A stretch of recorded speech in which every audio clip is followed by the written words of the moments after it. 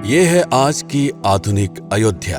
तो चलिए इसे गहराई से जानने की शुरुआत करते हैं। बस अड्डा।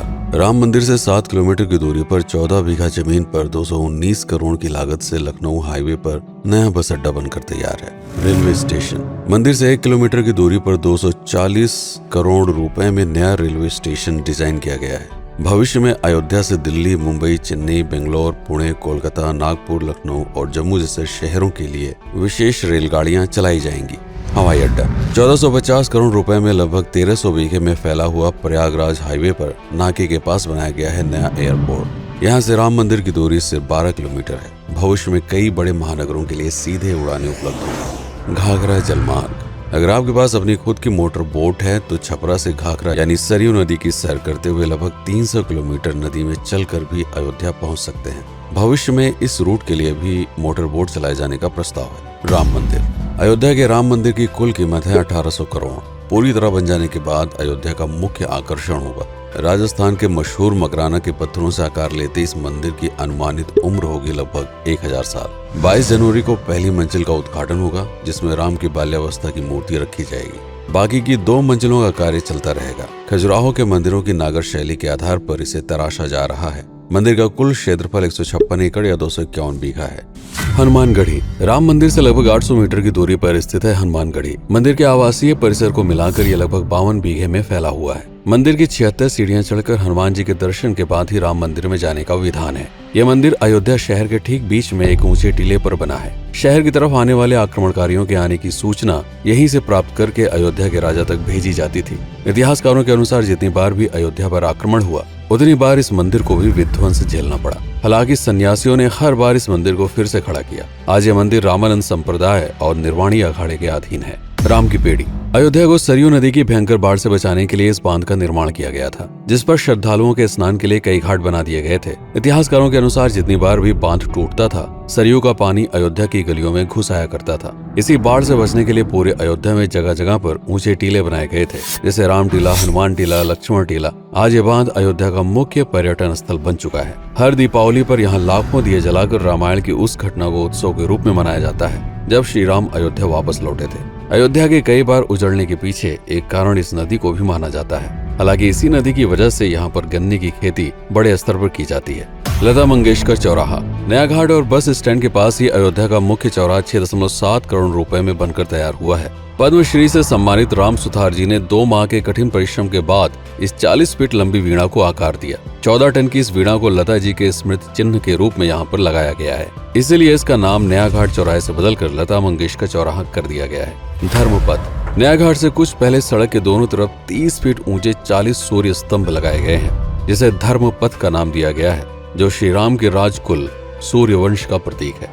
दशरथ समाधि स्थल। नए बस अड्डे के बगल से एक पतली रोड कछार से आगे बढ़ते हुए लगभग 12 किलोमीटर दूर ले आती है दशरथ समाधि स्थल, जो बिलहर घाट पर मौजूद है, जिसके बारे में मान्यता है कि यहाँ पर राजा दशरथ का दाह संस्कार हुआ था। राम मंदिर के साथ ही इस जगह को भी पर्यटन स्थल के रूप में विकसित किए जाने की योजना पर कार्य चल रहा है। भरत कुंड। अयोध्या से 15 किलोमीटर दूर है नंदीग्राम। यहाँ मौजूद तालाब को भरत कुंड कहते हैं। मान्यता है कि इसी जगह से भरत ने पूरे अयोध्या का राजकार्य संचालित किया था। पर्यटकों के लिए इस स्थान को भी विकसित किया जाएगा। गुप्तार घाट। राम की बेड़ी से सरयू नदी के किनारे चलते हुए 10 किलोमीटर दूर स्थित है गुप्तार घाट। ये कैंट एरिया में पड़ता है। इस जगह को श्री राम के जल समाधि के रूप में महत्व दिया जाता है। इसके अलावा अयोध्या नगर में हर गली में कई विशेष मंदिर हैं, जिनकी अपनी मान्यताएं हैं, कथाएं हैं, विशेषताएं हैं। पूरी तरह से विकसित हो जाने के बाद नई अयोध्या को पूरी तरह से जानने के लिए, इसका आनंद लेने के लिए कम से कम 3 दिनों तक यहाँ रुकने की आवश्यकता है। देश विदेश से ज्यादातर पर्यटक भारत आते हैं उत्तर प्रदेश में आगरे का ताजमहल देखने और प्राचीन नगर काशी और सारनाथ घूमने। प्रश्न ये है कि अयोध्या घूमने और श्री राम का मंदिर देखने के लिए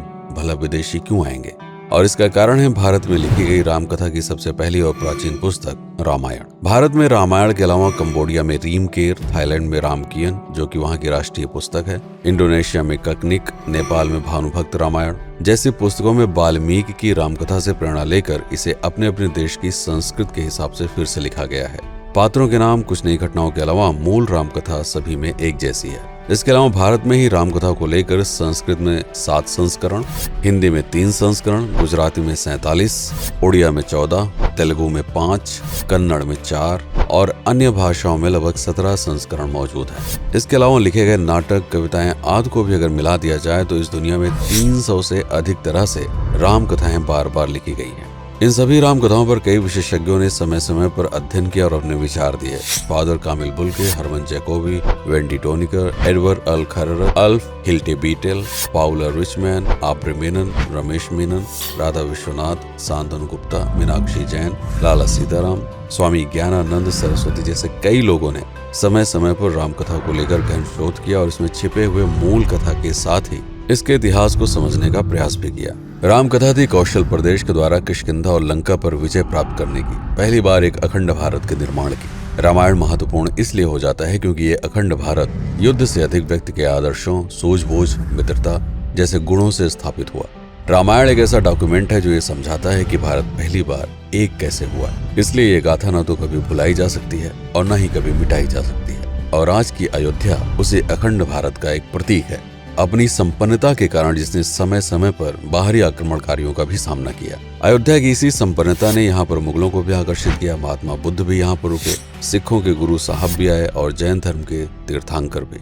सिर्फ आए ही नहीं बल्कि उनके अनुयायी यहीं पर बसते चले गए। अयोध्या कितनी बार बसी, कितनी बार उजड़ी, इसके बारे में बहुत अधिक प्रमाण उपलब्ध नहीं है। सूर्यवंश के पतन के साथ ही अयोध्या का भी पतन होता रहा। बीच में कई सौ सालों तक अयोध्या मानो विलुप्त सी हो गई। इसका कारण क्या था, इसका कोई प्रमाण नहीं है। अयोध्या को फिर से खोजकर उसे स्थापित करने में बार बार राजा विक्रमादित्य का नाम आता है, लेकिन विक्रमादित्य एक उपाधि है जिसे कई राजाओं को दिया गया था। तो ये कहना मुश्किल है कि किस कालखंड के कौन से राजा ने यह कार्य किया। कुछ विशेषज्ञों का मत है कि यह काम उज्जैन के राजा विक्रमादित्य ने किया होगा।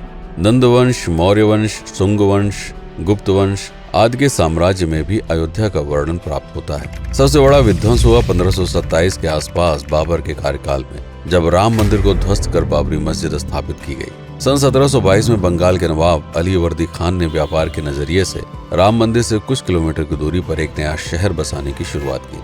1730 में अवध के पहले नवाब सादत अली खान ने इसका नामकरण किया फैजाबाद। इन्हीं के उत्तराधिकारी सुजाउद्दौला ने इसे अवध की राजधानी बनाई। 1775 में अवध के चौथे नवाब असफुद्दौला ने फैजाबाद की जगह लखनऊ को अवध की राजधानी घोषित की। रावण अहंकार का प्रतीक और श्री राम विनम्रता के सूचक। सत्ता में आने के बाद हर व्यक्ति को यह बात हमेशा ध्यान में रखनी चाहिए, सिर्फ रंग रोगन और पत्थर लगवाने से राम राज्य नहीं आएगा, बल्कि जिस दिन स्कूल, अस्पताल और सरकारी संस्थानों से भ्रष्टाचार खत्म होगा, लोगों का मुफ्त इलाज और अपनी भाषा में उच्च शिक्षा उपलब्ध होगी, उस दिन भारत उस पायदान पर खड़ा होगा जहां कभी हम हुआ करते थे। रामायण अहंकार पर विनम्रता की विजय है। अयोध्या को अगर पर्यटन स्थल का केंद्र बनाना है तो इस आधार पर बसाना होगा, राम राज्य लाना होगा, राजनीति नहीं। यदि इस वीडियो में कोई त्रुटि हुई हो तो उसके लिए क्षमा करें। वीडियो पर समय बिताने के लिए आपका बहुत बहुत धन्यवाद। मैं हूं पीके सिंह और आप देख रहे हैं प्रतापगढ़ हब। जय श्री राम, जय अवध, जय भारत।